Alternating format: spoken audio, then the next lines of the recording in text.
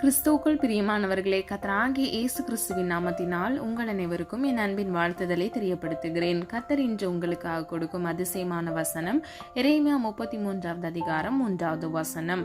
என்னை நோக்கி கூப்பிடு, அப்பொழுது நான் உனக்கு உத்தரவு கொடுத்து நீ அறியாததும் உனக்கு எட்டாததுமான பெரிய காரியங்களை உனக்கு அறிவிப்பேன். ஹல்லேலூயா. பிரியமானவர்களே, பல சூழ்நிலைகள் வழியாக நீங்க கடந்து வந்து கொண்டிருக்கலாம். உங்களுடைய வாழ்க்கையில் பிரச்சனைகளும் போராட்டங்களும் இருக்கிறதா? கவலைப்படாதீங்க. என்னை நோக்கி கூப்பிடு என்று கர்த்தர் சொல்லுகிறார். அது மாத்திரமல்ல, நீங்கள் கூப்பிடுகிற மாத்திரத்திலேயே கர்த்தர் உங்களுக்கு மறு உத்தரவு அருளி செய்வார். 2வது பகுதியை பாருங்க. நீ அறியாததும் உனக்கு எட்டாததுமான பெரிய காரியங்கள் உனக்கு அறிவிப்பேன். ஹல்லேலூயா. பிரியமானவர்களே, நம்முடைய சிந்தனைக்கு அப்பாற்பட்டு நாம் யோசிக்க முடியாத, கிரகிக்க முடியாத அளவிற்கு கர்த்தர் நம்முடைய வாழ்க்கையில் பெரிய காரியத்தை கட்டளையிடுவார். ஹல்லேலூயா. பிரியமானவர்களே, வேதத்தில் 3 விதமாக கர்த்தரை நோக்கி கூப்பிடுகிறவர்களை குறித்து நாம் இன்று பார்க்க போகிறோம். முதலாவது, ஆபத்தில் கர்த்தரை நோக்கி கூப்பிடுகிறார்கள். ஆதார வசனம் 50வது சங்கீதம் 15வது வசனம். ஆபத்து காலத்தில் என்னை நோக்கி கூப்பிடு, நான் உன்னை விடுவிப்பேன், நீ என்னை மகிமைப்படுத்துவாய். ஹல்லேலூயா. பிரியமானவர்களே, இன்னைக்கு நீங்க எந்த சூழ்நிலையில இருக்கிறீங்க? ஆபத்தான சூழ்நிலைகள்ல இருக்கிறீங்களா? கவலைப்படாதீங்க. நீங்க கர்த்தரை நோக்கி கூப்பிடும் பொழுது அவர் உங்களுக்கு விடுதலை செய்வேன் என்று இந்த வசனத்தின் மூலம் உங்களிடம் பேசிக் கொண்டிருக்கிறார். அது மாத்திரமல்ல, கடைசி பகுதியை பாருங்க. நீ என்னை மகிமைப்படுத்துவாய். ஹல்லேலூயா. கர்த்தர் உங்களுக்கு என்று கொடுக்கிற விடுதலையின் மூலமாக நீங்கள் ஜீவனுள்ள சாட்சியாக இருப்பீர்கள். ஹல்லேலூயா. யாரெல்லாம் கர்த்தருக்கு என்று சாட்சியா இருக்க வேண்டும் என்று விரும்புகிறீங்க? பிரியமானவர்களே, உங்கள் ஆபத்து காலத்தில் நீங்கள் கர்த்தரை நோக்கி விசுவாசத்தோடு அவரை நோக்கி நீங்கள் கூப்பிடும் பொழுது நிச்சயமாக உங்களுக்கு விடுதலையை கட்டளையிட்டு அவருடைய நாம மகிமைக்கென்று உங்கள் தலையை உயர்த்துவார். ஹல்லேலூயா. 2வதாக, நெருக்கத்தில் கர்த்தரை நோக்கி கூப்பிடுகிறார்கள். ஆதார வசனம் 22வது சங்கீதம் 24வது வசனம். உபத்திரவப்பட்டவனுடைய உபத்திரவத்தை அவர் அற்பமாய் எண்ணாமலும் அருவருக்காமலும் தம்முடைய முகத்தை அவனுக்கு மறைக்காமலும் இருந்து தம்மை நோக்கி அவன் கூப்பிடுகையில் அவனை கேட்டருளினார். ஹல்லேலூயா. பிரியமானவர்களே, நீங்க ஒரு வேளை உபத்திரவத்தின் வழியா நீங்க கடந்து வந்து கொண்டிருக்கிறீங்களா? நீங்க கண்ணு கெட்டின தூரம் வரைக்கும் உங்களுக்கு என்று ஒரு ஆசீர்வாத கதவோ ஒரு வெளிச்சமோ உங்களுக்கு தெரியவில்லையா? இருள் சூழ்ந்த வாழ்க்கையை வாழ்ந்து கொண்டிருக்கிறீங்களா? கவலைப்படாதீங்க. கர்த்தர் இன்று உங்களுக்கு இந்த வசனத்தின் மூலம் சொல்லுகிறார். உபத்திரவப்பட்டவனுடைய உபத்திரவத்தை அவர் அற்பமாக எண்ணுகிறவர் அல்ல. பிரியமானவர்களே, கர்த்தர் உங்களுக்கு என்று அவருடைய முகத்தை மறைக்காமல் நீங்கள் அவரை நோக்கி கூப்பிடும் பொழுது அவர் உங்களுக்கான விண்ணப்பத்தை கேட்டு உங்களுக்கு பதிலை கட்டளையிடுகிறார். ஹல்லேலூயா. கடைசி பகுதியை பாருங்க.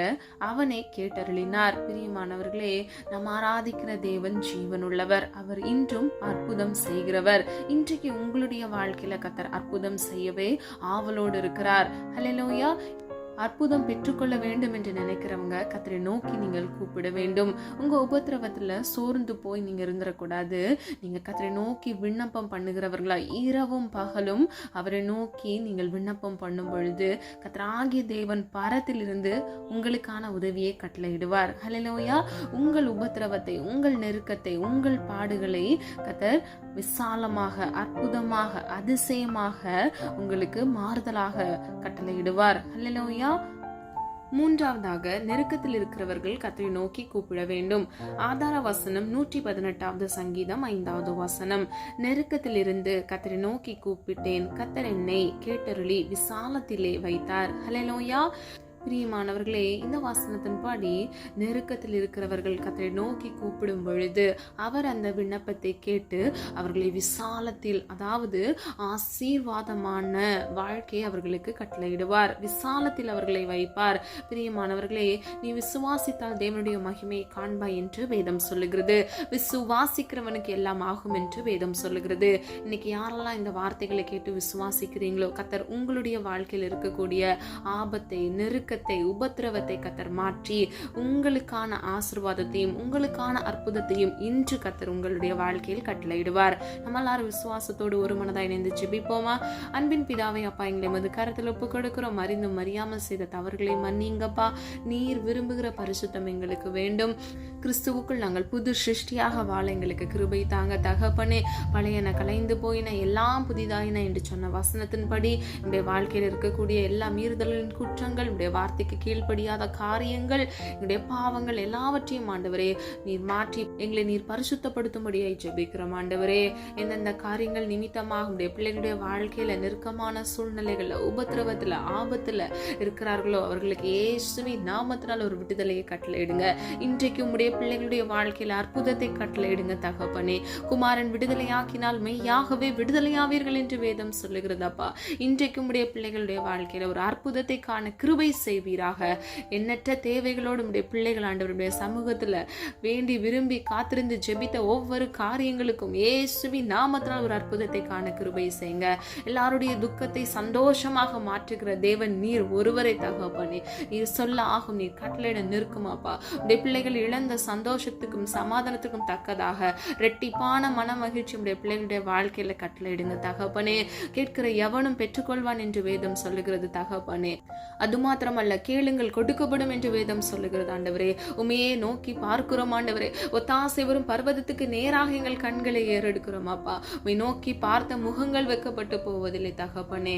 அப்பா, நாங்கள் ஒரு மனதாய் உண்மையே நம்பி இருக்கிறோம் ஆண்டவரே. நாங்கள் வெக்கமடையாதபடிக்கு என் தகப்பனே எங்கள் தலைகளை உயர பண்ணும்படியாய் ஜெபிக்கிறேன்.